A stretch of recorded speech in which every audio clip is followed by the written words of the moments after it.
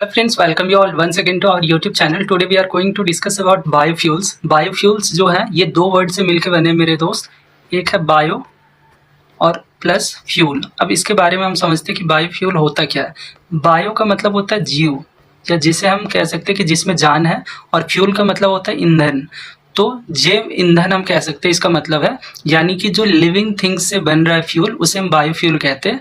अब इस बायोफ्यूल को जो हम लोग आज के दिन में इथेनॉल सुनते हैं, वो भी एक बायोफ्यूल है। इसके अलग अलग जनरेशन है भाई, इसके बारे में वन बाई वन समझते हैं। तो फर्स्ट जनरेशन, जैसे हमारे पास मोबाइल फ़ोन है ना, सिम जो होता है 1G 2G 3G 4G 5G अभी चल रहा है, वैसे ही बायोफ्यूल का भी जनरेशन है। तो फर्स्ट जनरेशन जो बायोफ्यूल है वो इडिबल बायोमास, यानी कि जो हमारे खाने पीने की चीज़ें थी उनसे बनता था, जैसे शुगर बीट से, शुगर केन से, गेहूँ से, मक्का से, ऑयल क्रॉप से।